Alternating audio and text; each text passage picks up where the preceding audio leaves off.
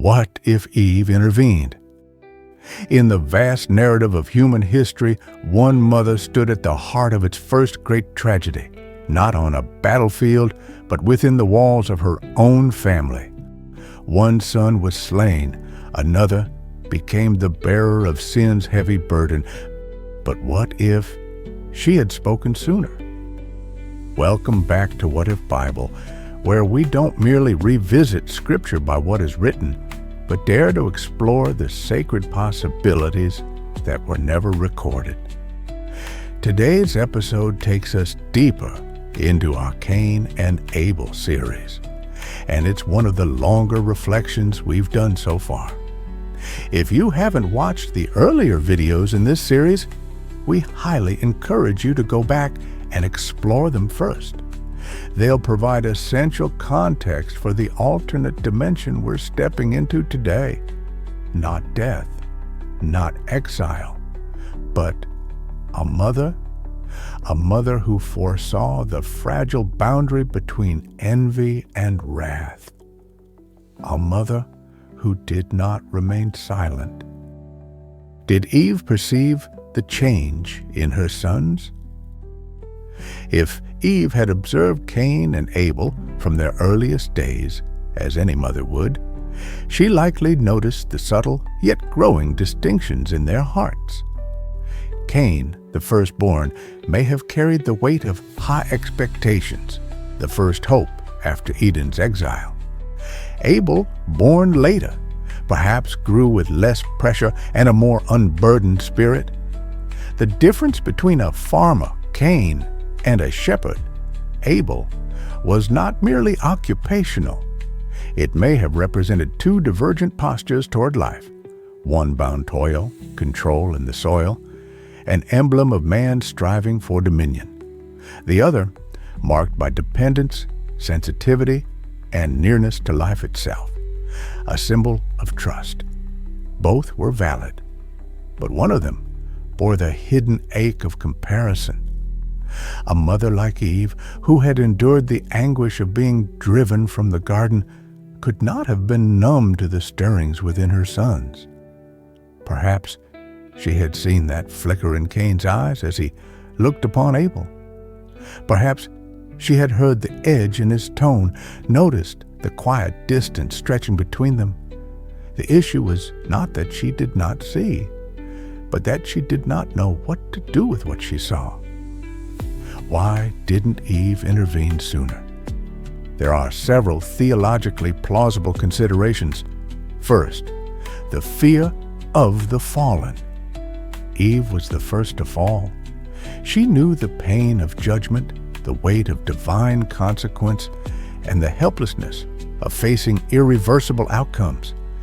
Perhaps that very history made her hesitate, fearful that one more misstep might deepen the damage.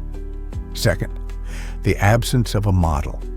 As the first mother in history, Eve had no precedent, no elder matriarch, no parenting scroll, no wisdom passed down. Her motherhood was primal, both instinctive and uncertain. Third, the silence of Adam. Scripture gives us no indication that Adam played a formative role in guiding their brothers or intervening in their conflict. It's possible Eve felt alone in the burden of parenting, lacking both partnership and authority to act more decisively.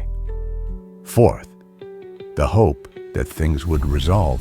Perhaps she believed that all sibling rivalry would pass in time, that Cain just needed space, that jealousy was fleeting, and in that delay, tragedy struck.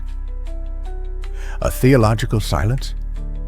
In Jewish theology, there is a profound word, hesed, a loyal, active, covenantal love that intervenes. If Eve embodied an incomplete picture of hesed, then her silence becomes more than a personal failure. It becomes a prophetic call to generations after her. Do not remain silent when the fire begins to spark within the soul of one you love. Perhaps it was precisely because of Eve's silence that Scripture later elevates the voices of women who did speak, Miriam, Deborah, Hannah, Mary, those who refused to let darkness take root in silence. Eve, an untold image of mediation. Throughout the biblical narrative, the role of the mediator, the one who stands in the gap to reconcile, has often been reserved for prophets, priests, and ultimately, Christ himself. Yet, before such offices were ever instituted, could it be that the primal image of mediation was first sown in the soil of motherhood? Eve, who tasted the consequences of sin not as theory but in her own body, through the pain of childbirth and the agony of separation from God, was perhaps the first human to grasp the perilous nature of pride and envy. She had once been tempted by the promise, "You will be like God," and may have seen that same glint of ambition in Cain's eyes when his offering was not accepted. Had Eve stepped into that sacred space of mediation, not merely offering advice, but sharing the weight of her lived experience, Cain might not have faced his anger alone. She could have said, "I know what it feels like to be rejected. I was cast out of the garden, but I also know there is no pain deeper than turning away from the face of the Lord." One family, one world, could have been different. The family of Adam and Eve was not merely the first family, it was the foundational model for all of human civilization. Every social structure, every culture that followed, finds its genesis in the household. Therefore, the tragedy within that original family was not confined to private sorrow. It established a paradigm of brokenness, a trajectory of downfall, which humanity has echoed across history. Had Eve intervened and reconciliation replaced rupture, the world might have entered a different path, a civilization rooted not in conflict, but in restoration. Cain, from wanderer to witness of redemption. In Scripture, Cain becomes the living symbol of sin's consequence, a man condemned to be a restless wanderer on the earth. Genesis 4:12. He bore the crushing weight of guilt so heavily that he required a mark, not as a badge of honor, but as a safeguard against vengeance. Yet had Cain received timely intervention, a word of counsel, a comfort, a guiding light through his disappointment, he might have become the first witness that sin does not have to end in destruction. He could have been the first to declare to the world, "I have fallen, but God has restored me." Such a narrative would redefine how humanity understands failure, not as a final verdict, but as the beginning of healing. Abel, from martyr to one restored. In biblical history, Abel stands as the archetype of the righteous man unjustly slain, a prophetic foreshadowing of Christ himself. Yet, if Eve had intervened and Cain had not committed the act, Abel would not have met such a tragic end. Abel might have become the first to experience forgiveness, not as an abstract doctrine, but as a tangible reality within his own family. To receive forgiveness from a brother, something seemingly impossible, would teach all generations that healing is possible even in the deepest wounds. Eve, the one who could lay the foundation for a new humanity. Ultimately, if Eve had taken on a proactive role, she would not merely have saved her sons from hatred, she would have pioneered a new model, a humanity that intervenes for the sake of life.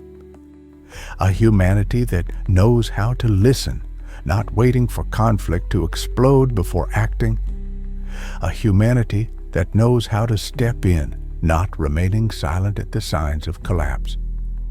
A humanity that knows how to preserve life, not merely by law, but by active mercy. In theology, This image closely foreshadows the ministry of Jesus Christ, who came not to condemn, but to reconcile. John 3:17. In that light, Eve, who once ushered humanity into tragedy through a fateful choice, might also have been the first to point toward the path of redemptive love. A call to us today. This story, in the end, is not simply a thought experiment about the past. It is a call to the present. How many Cains rage within our communities? How many Abels stand on the edge of being wounded? And how many times do we, like Eve, stand at the margins in silence, knowing that our voice could have saved a soul? If you believe that timely intervention can change the course of history, share this video. Subscribe to What If Bible to keep exploring the hidden dimensions of Scripture that were never written. And let us know in the comments, what do you think would have happened if Eve had intervened?